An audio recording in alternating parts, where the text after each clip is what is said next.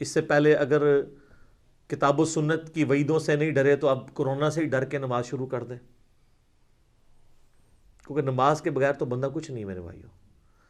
سورہ الروم میں اللہ تعالیٰ نے فرمایا منیبین الیہ واتقوا، رجوع لاؤ اللہ کی طرف اور اس سے ڈر جاؤ، وَأَقِيمُوا الصَّلَاةَ، اور نماز کو قائم کرو، وَلَا تَكُونُوا مِنَ الْمُشْرِكِينَ، اور دیکھو مشرکوں میں نہ ہو جاؤ۔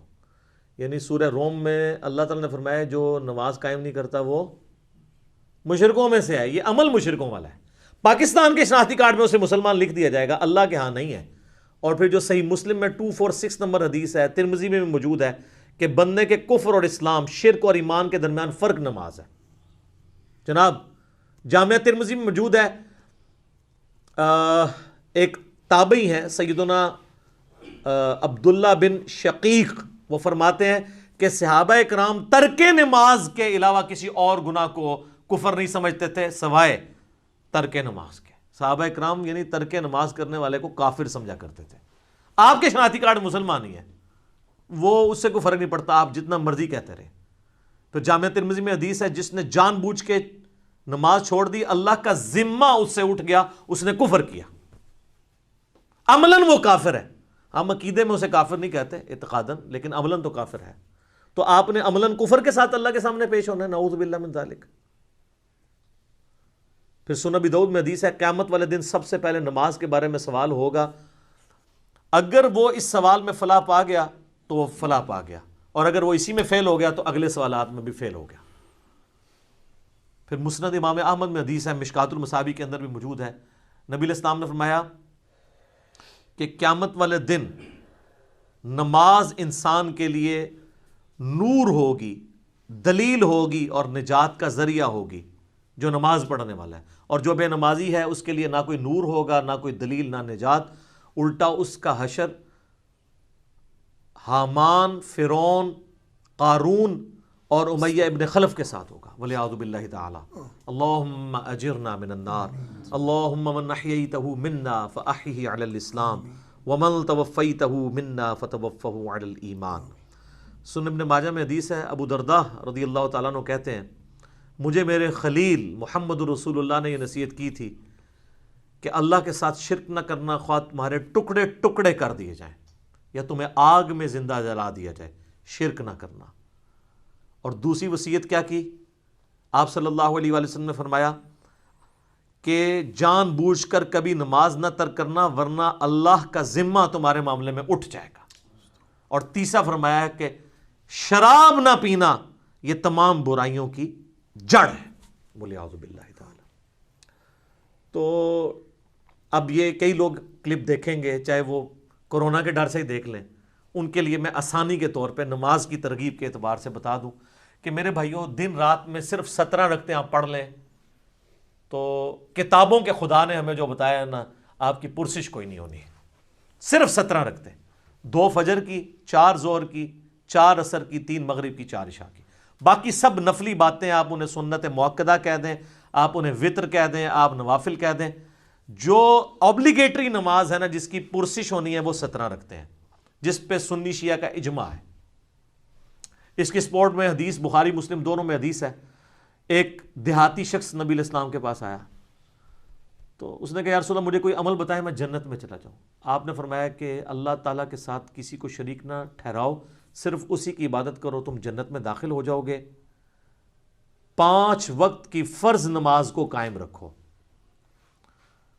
فرض زکوٰۃ ادا کرو اور فرض روزے رکھو۔ حج اس وقت تک فرض نہیں ہوا تھا۔ یہ 4 باتیں آپ نے ارشاد فرمائی۔ شرک نہیں کرنا، شرک پہلی چیز ہے بھائی جی جس تو بچنا ہے۔ اس کے بعد نماز، فرض زکوٰۃ اور فرض روزے۔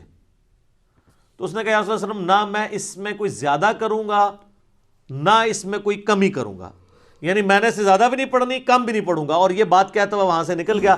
نبی علیہ السلام فرمایا کسی نے جنتی کو دیکھنا ہے اس شخص کو دیکھ لے۔ اچھا، اسی کو سپورٹیو ایک اور طریقہ ہے بخاری اور مسلم میں، وہ بھی بخاری مسلم دونوں میں ہے، کہ ایک اس طرح نجد کا رہنے والا ایک پینڈو شخص جو پرانگدہ حالت تھی جس کی حضور کے پاس آیا، تو وہ اسی لیے آیا کہ اللہ کے نبی علیہ السلام کے اوپر ایمان لے کر آئے۔ تو اس نے پوچھا یا رسول اللہ صلی اللہ علیہ وسلم بتائیں اسلام کیا ہے؟ تو آپ نے فرمایا اسلام یہ ہے کہ تم 5 وقت کی فرض نماز کو قائم رکھو۔ اس نے کہا یا رسول اللہ فرض کے علاوہ بھی ہے کچھ؟ فرمایا ہاں نفل ہیں، وہ تمہاری مرضی، اگر پڑھنا چاہو تو پڑھ لو، نہیں پڑھنا چاہتے نہ پڑھو۔ اور یاد رکھیے گا احادیث میں سنت کی ٹرم یوز نہیں ہوتی ہے، یہ محدثین کی ٹرم ہے۔ سنتیں جو ہم موقدہ پڑھتے ہیں ان کو بھی نفل کہا جاتا ہے، نفل ان کہا جاتا ہے اضافی نماز۔ انفال مال غنیمت اضافی مال، نفل کا مطلب ہی اضافی چیز ہے۔ پھر نبی علیہ السلام نے فرمایا کہ فرض زکوٰۃ ادا کرو۔ اس نے کہا رسول اللہ فرض زکوٰۃ وہ جو 2.5% ہے، اس کے علاوہ فرمایا اس کے علاوہ نفلی صدقات وہ تمہاری مرضی کر لو، نہیں کرنا چاہتے نہ کرو۔ پھر آپ فرمایا فرض روزے رکھو رمضان کے۔ کہ رسول اللہ اور روزے؟ فرمایا وہ نفلی روزے ہیں تمہاری مرضی، منڈے کا، تھرسڈے کا، ایام 20 کے روزے جو بھی ہیں وہ رکھنا چاہو تمہاری مرضی ہے، لیکن فرض یہی ہے۔ تو اس نے کہا کہ اس رب کی قسم جس کے قبضے قدرت میں میری جان ہے، نہ میں اس میں کوئی زیادتی کروں گا، بس جتنا دسیا اس تو اگے نہیں میں، نہ اس میں کمی کروں گا۔ اور یہ وہ صحابہ کہتے ہیں یہ کہتا ہوا وہاں سے نکل گیا، تو آپ صلی اللہ علیہ وآلہ وسلم فرمایا کہ اگر یہ اپنی بات پہ قائم رہا تو یہ نجات پا گیا۔ یہ بالکل کلیئر کٹ ہے کہ فرض نماز آپ نے قائم رکھنی ہے۔ اچھا لوگوں کو یہ بات سمجھ نہیں آتی، تو میں نے ان کے لیے اینٹی وینم اور پھکی تیار کی ہے ایک، کہ کبھی آج تک کسی نے کہا ہے کہ جو پیر اور جمعرات کا روزہ نہ رکھے اس کے رمضان کے روزے قبول ہی نہیں ہوں گے۔ تو یہ نفلی روزے نہیں ہیں، سنت روزے ہیں۔ ایام 20 کے 13، 14، 15 کے بخاری مسلم میں حدیث ہے کہ چاند کی 13، 14، 15 کو آپ علیہ السلام نے کبھی روزے نہیں چھوڑے۔ یہ سنت موقدہ ہیں یہ والے بھی روزے۔ کبھی کس نے کہا جو یہ نہ رکھے اس کے رمضان کے نہیں ہوں گے۔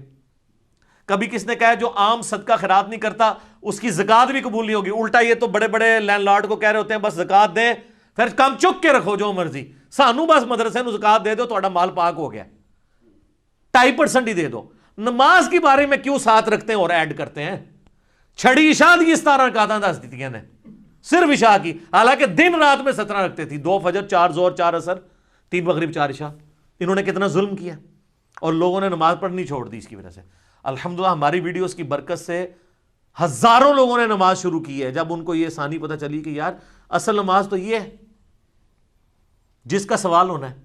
پھر دوسری سہولت ہم نے دے دی نماز جمع کرنے والی، کہ بھئی مسلم شریف میں اوپر تلے 10 احادیث ہیں 1629 سے آن ورڈ کہ اللہ کے نبی علیہ السلام نے بغیر خوف کے، بغیر بارش کے، اور مدینہ شریف میں بغیر سفر کے ظہر اثر کی نماز جمع کی اور مغرب اور عشاء کی۔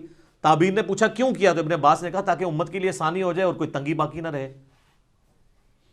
پھر بھی اگر ان کو زیادہ تکلیف ہے تو کم از کم جو مسئلہ یہ خود مانتے ہیں کہ ظہر آخری وقت میں اور عصر پہلے وقت میں آپ پڑھ سکتے ہیں، مثلا آج کل آلموسٹ کوئی 3:45 بجے عصر کا وقت داخل ہو رہا ہے، تو اگر کوئی شخص 3:40 پہ یا 3:35 پہ ظہر پڑھ لے اور 3:45 عصر کا وقت داخل ہوتے ہی عصر کی نماز پڑھ لے تو وہ اپنے اپنے وقت میں ادا کر رہا ہے، اس میں جمع کرنے والا بھی جو حنفی گناہ بتاتے ہیں وہ بھی نہیں شمار ہوگا۔ اس طرح ہی بتا دیتے کم از کم بچوں والی عورتوں کو تو آسانی ہو جاتی، نمازیں جمع کرنے والی آسانی، اور خالی فرض اس کی وجہ سے لوگوں نے نمازیں شروع کر دی ہیں اللہ کے فضل سے۔ اور ڈیٹیلڈ میرے کلپ اس کے اوپر موجود ہیں، نمازوں کو جمع کرنا کیا حرام ہے، میں نے ساری احادیث HD کیمرے میں ڈسپلے کی ہیں کہ ہر طرح سے جمع کر سکتے ہیں، ظہر کے ساتھ عصر، عصر کے ساتھ ظہر، درمیان میں بھی کر سکتے ہیں، جمع تقدیم بھی، جمع تاخیر بھی، جمع سوری بھی، اس طرح مغرب کے ساتھ عشاء یا عشاء کے ساتھ مغرب یا درمیان میں بھی کر سکتے ہیں۔ آپ فجر کو الگ پڑھنا پڑے گا۔ تو بلکہ ہمارے تو ایک ملک صاحب نے ملکین بھی ایجاد کی ہوئی ہے کہ آپ اذان مغرب سے آدھا گھنٹہ پہلے ظہر عصر کو جمع کر لیں اور مغرب کا وقت داخل ہوتے ہی مغرب عشاء کر لیں، چاروں کٹھی۔ اگر کوئی واقعی مجبور ہے، جس طرح آج کل کرونا کی وبا ہے اور ڈاکٹرز کے لیے ٹائم نکالنا، یا ہمارے پرائم منسٹر کے لیے، یا جو لوگ ان ڈیوٹیز میں لگے ہیں ٹائم مشکل ہے، تو وہ ملکین بھی پڑھ سکتے ہیں۔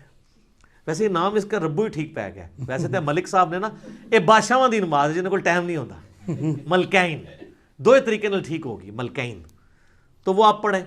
لیکن میں ایک انصاف کروں، ابو داؤد میں ایک حدیث ہے کہ نبی علیہ السلام فرمایا قیامت والے دن اگر کسی شخص کے فرضوں میں کمی نکلی تو اللہ تعالیٰ فرشتوں سے کہے گا کہ اگر اس کی کوئی نفلی عبادت ہے نا تو وہ فرضوں کی جگہ تول لو۔ سنت نہیں، نفلی۔ یہاں سے بھی پتہ چلے گا کہ سنت کو نفلی کہا جاتا ہے ٹرم میں، حدیث کی ٹرم میں۔ تو سنت موقدہ اگر آپ پڑھنا چاہتے ہیں ضرور پڑھیں، یہ آپ کو فائدہ ہی پہنچائیں گے۔ اور کئی لوگوں نے فرض شروع کیا، آہستہ آہستہ خود بخود سنت کے اوپر آ گئے۔ لیکن شروع میں آپ لوگوں کو تکلیف میں ڈالیں گے نا تو یہ آپ زیادتی کر رہے ہیں۔ وہ بخاری مسلم میں حدیث ہے کہ نبی علیہ السلام فرمایا جو فرض کے علاوہ 12 رکعتیں پڑھ لے اسے جنت میں محل ملے گا، 4 زور سے پہلے، 2 زور کے بعد، 2 مغرب کے بعد، 2 عشاء کے بعد اور 2 فجر سے پہلے۔ اس کے اوپر میرے لادہ سے کلپ موجود ہے۔ اور باقی وطر جو ہے وہ یعنی سنت موقدہ وہ بھی ہے۔ سنن کبریٰ البیہقی میں، المصنف ابن ابی شیبہ میں مولا علی کا قول ہے کہ وطر سنت ہے، سنت ہے، سنت ہے، مگر اسے مت چھوڑو، پڑھ لو۔ اور صحیح بخاری میں موجود ہے، قاسم بن محمد بن ابی بکر کہتے ہیں کہ میں نے صحابہ کرام کو 3 رکعت وطر پہ پایا، البتہ ایک پڑھنے میں حرج نہیں ہے، جواز کی حد تک درست ہے، پسندیدہ نہیں ہے۔ ویسے تو نہ بھی پڑھے کوئی مسئلہ نہیں ہے، فرض نماز ہے، اور اگر کوئی بالکل سست ہے تو ایک ہی پڑھ لے۔ الموطا امام مالک میں فاتح ایران سعد ابن ابی وقاص کے بارے میں امام مالک نے نقل کیا ہے کہ وہ پوری زندگی عشاء کی 5 رکعتیں پڑھتے تھے، 4 فرض اور 1 وطر، پوری زندگی۔ تو ان کے اوپر تو کوئی فتویٰ نہیں لگا کہ سنت موقدہ چھوڑ دی ہے۔ اچھا اب ہم یہ حدیثیں نکالتے ہیں تو یہ کہتے ہیں یار یہ عوام کے سامنے تو نہیں گلاں کرنی چاہیے۔ سر عوام کے سامنے ہی تو کرنی چاہیے، خواص تو پہلے ہی اللہ کے فضل سے اتنی نمازیں پڑھ رہے ہیں، وہ تو پڑھتے رہیں گے۔ عوام الناس تو پڑھتی کوئی نہیں ہے، ان کو پڑھانے کے لیے باتیں کرنی پڑ رہی ہیں۔ یا تو کہ میرے کہنے سے لوگوں نے تہجد اشراق چاہ چھوڑ دی ہو، یا میں نے خود چھوڑ دی ہوئی ہو، پھر تو آپ کو بلیم کریں۔ اور اگر کوئی چھوڑ بھی دیتا ہے تو اس کے اوپر کوئی اس طرح کی گرفت تو نہیں ہے۔ لیکن جو نہیں پڑھ رہے، مجھے کئی لوگوں نے یعنی خود رابطہ کر کے کہا کہ جی ہمارے گھر والے نماز نہیں پڑھتے تھے، جب سے پتہ چلا تو یہ نماز شروع کر دی ہے کہ یار فرض رکھتے ہی پڑھنی ہے۔ پھر آہستہ آہستہ کئی لوگوں نے کہا آہستہ آہستہ پھر خود سنت کا بھی شوق پیدا ہوا۔ انہوں نے جو ظلم کر کے اتنی لمبی لمبی رکھتے لوگوں کو بتائی ہیں، اور اس کی وجہ سے لوگ متنفر ہی ہوئے ہیں۔ تو چلیں یہ کرونا کی اس شر میں سے یہ خیر نکلی ہے کہ ہم نے آپ کو کئی ایک باتیں بتا دی ہیں، اذان سے ریلیٹڈ بھی، نماز سے ریلیٹڈ بھی، اور یہ آج کل گورنمنٹ کی طرف سے چونکہ پابندی ہے، آپ کو پتہ ہے یورپ اور امریکہ میں تو ظاہر ہے وہ تو وہاں پہ تو کسی کا زور نہیں ہے، تو اپنے گھروں میں یورپ اور امریکہ میں جو لوگ نماز پڑھ رہے ہیں ہر نماز کے ساتھ اذان بھی دیں، اقامت بھی کہیں، اور اس کے ساتھ آپ نماز پڑھیں، چھڑیاں زانہ نہ دو۔ اور ہمارے ملک کے اندر بھی گورنمنٹ نے تھوڑی سختی کی ہے اس حوالے سے، اور اس میں ہمارے بھی کچھ ریزرویشن ہے۔ بہرحال جو بہت بیمار لوگ ہیں یا بوڑھے لوگ ہیں وہ تو ظاہر ہے کہ ونریبل ہیں بہت زیادہ، تو انہیں اپنے گھروں کو ہی کوارنٹین کر لینا چاہیے، وہیں پہ بیٹھ جائیں۔ اور باقی لوگ جو ہیں وہ جو گورنمنٹ اور علماء کرام نے آپ کو احتیاطیں بتائی ہیں ان کے ساتھ آپ معاملات کو لے کے چلیں۔ تو باقی اگر کسی نے پھر بھی گھر نماز پڑھنی ہے تو گھر میں ضرور اذان دے، افضل ہے کہ فرض نماز کے لیے دے۔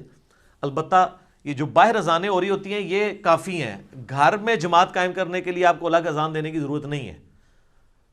اگر آپ دینا چاہتے ہیں تو وہ اس حدیث پہ بالکل قیاس درست ہے جو ابو داؤد اور نسائی میں ہے کہ تیرے رب کو اس گڈریے پہ بڑا پیار آتا ہے جو اکیلا۔ ظاہر ہے اب یورپ امریکہ میں تو اذانوں کی آواز نہیں آتی، وہ تو گڈریے کی مانے دی ہے نا، وہ بیچارے دور دور آباد ہیں، وہاں پہ اگر کوئی دیر ہے۔